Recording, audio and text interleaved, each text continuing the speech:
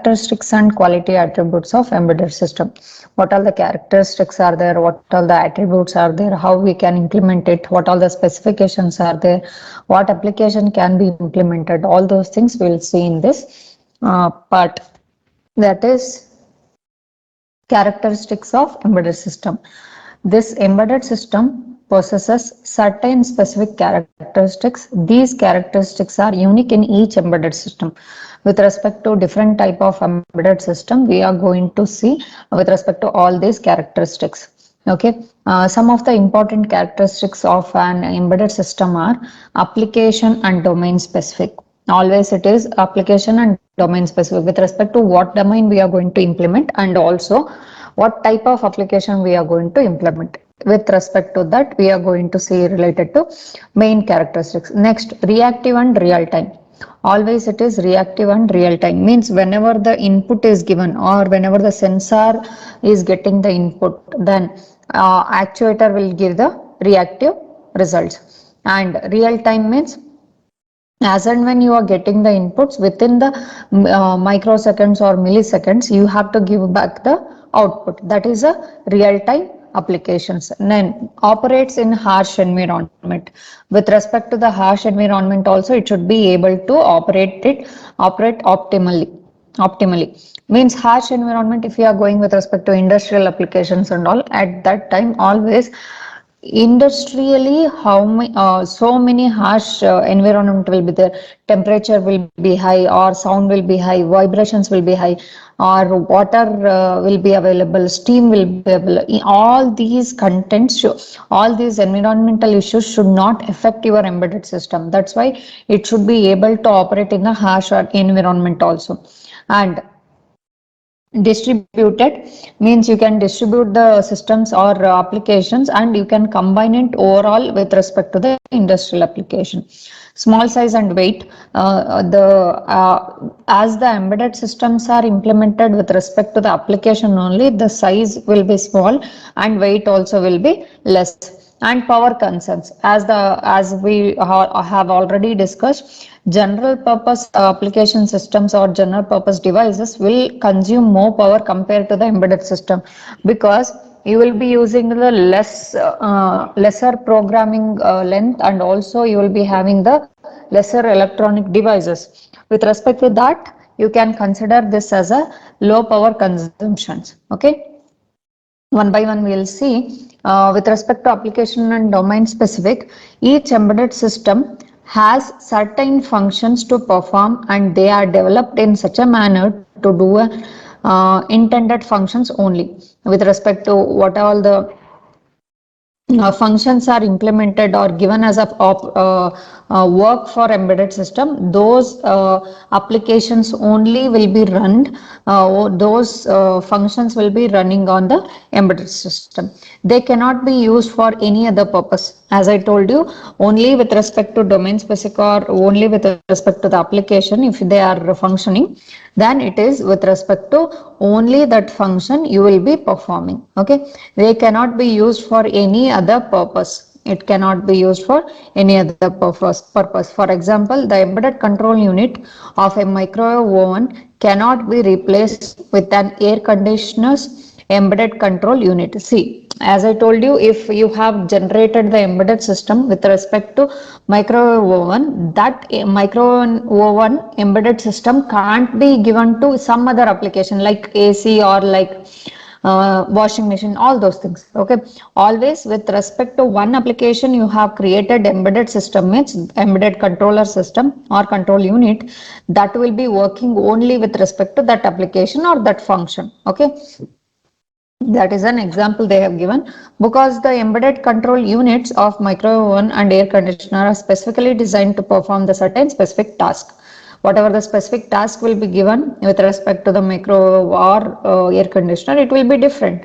With respect to that, they will be having their own embedded systems. Okay, also an embedded control unit developed for a particular domain, say telecom, cannot be replaced by another control unit designed to serve another domain like customer electronics. That same example with respect to telecommunication and customer domain electronics devices. And if you are going for reactive and real time, The embedded system are in constant interaction with the real world through sensors and user defined input devices which are connected in the input port of the system. Means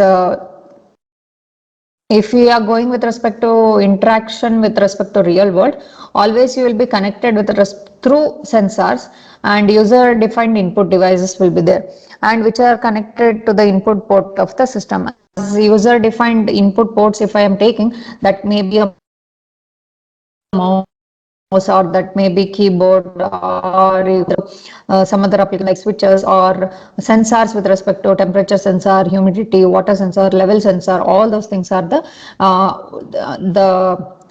components which are connected or will be reacting with respect to real world.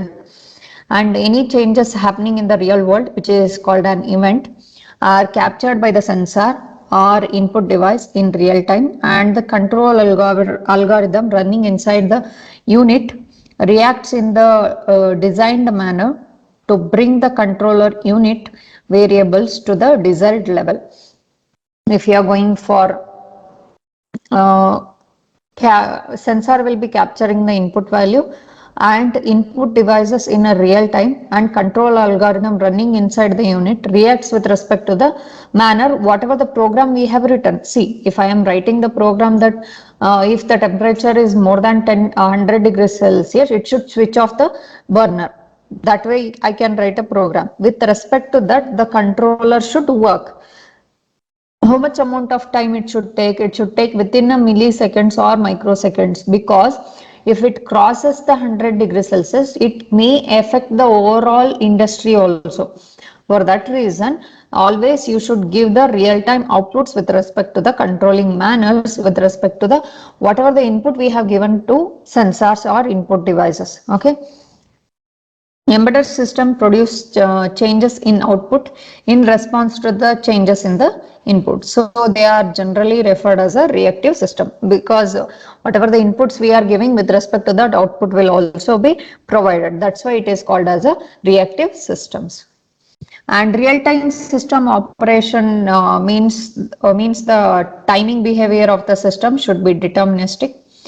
The system should respond to requests or tasks in a known amount of time. With this, as I told you, within the known amount of time, it should react. And real-time system should not miss any deadlines for the task of operation. Whenever we are going with respect to real-time system, whatever the deadlines we have provided, it should operate within that time only. If it is crossing the deadline, it will affect or it will give the disastrous output. Okay, and it is not necessary that all embedded systems should be real time in operations. What all the embedded system we have seen, all should not be. It is not compulsory that all should be in a real time operation. They may be in normal embedded systems, it may not be in a real-time operations. If it is crossing the deadline also, it won't provide that much of disastrous output with respect to some of the embedded systems. Okay, embedded applications or system which are mission critical, like flight control systems, anti-lock brake systems, ABS, etc., are examples of real-time systems. Operates in harsh environment. The environment in which the embedded system deployed may be a dusty one, or a high temperature zone, or an area subject to vibrations and shock. The environment, see, whenever harsh environment, as I told you already, with respect to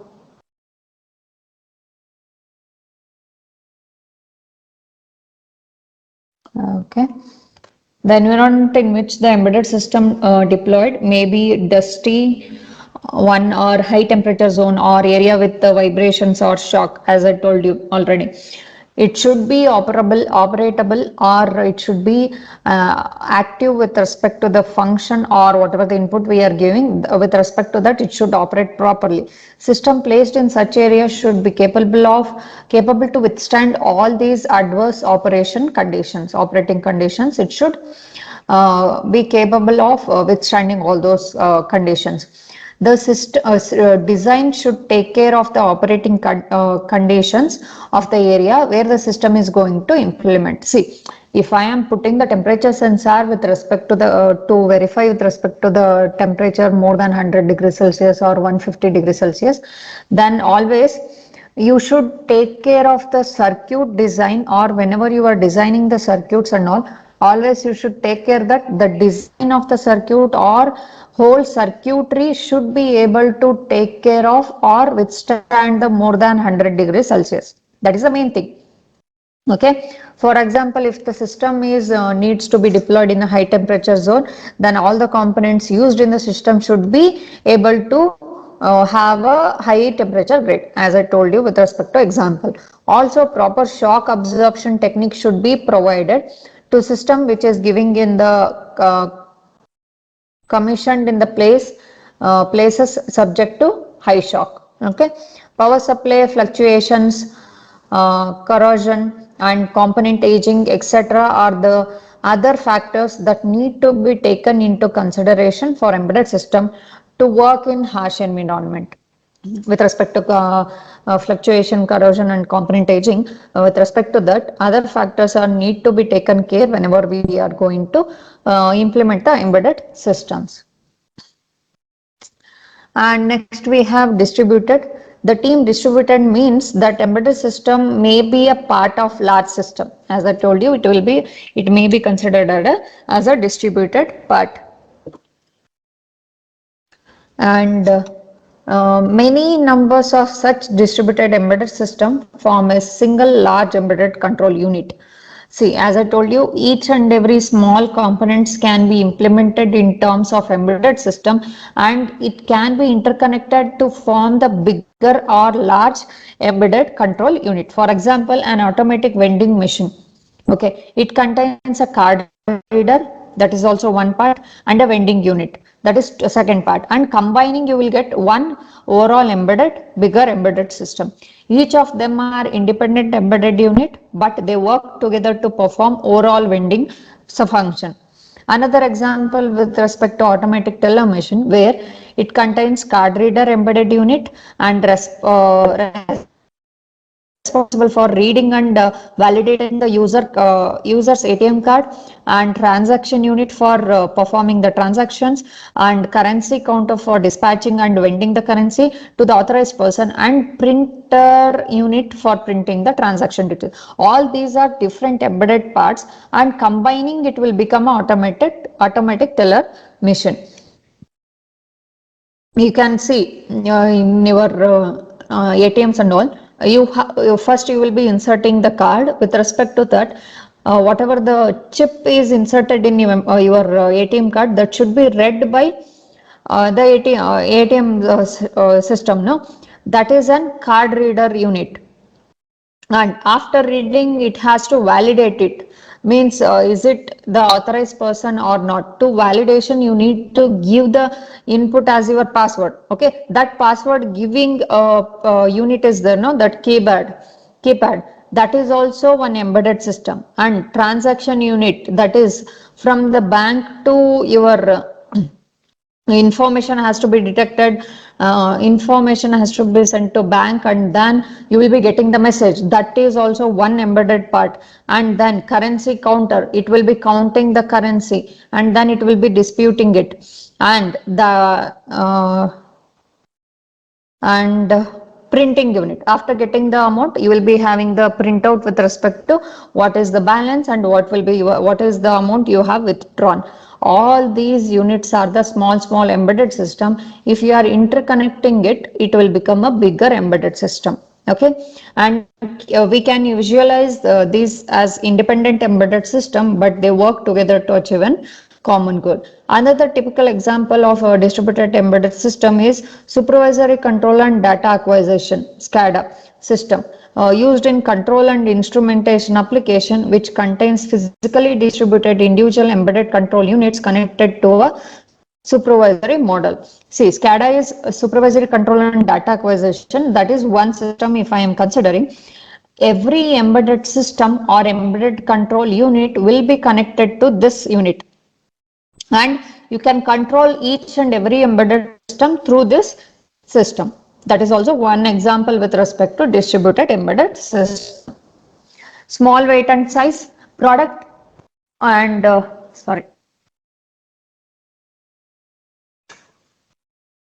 product aesthetics is an important factor in choosing a product. Always, whenever you are choosing the product, you will be choosing for the small size and you will be choosing for the lightweight. For example, when you plan to buy a new phone, always you will make a comparative study with respect to pros and cons of the product available in the market.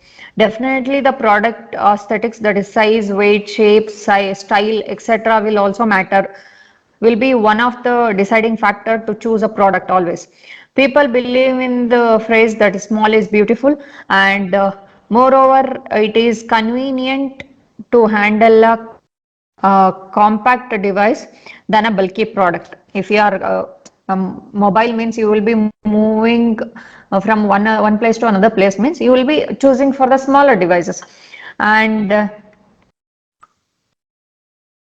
in embedded domain also, compactness is a significant deciding factor. Most of the application demands small sized and low weight products.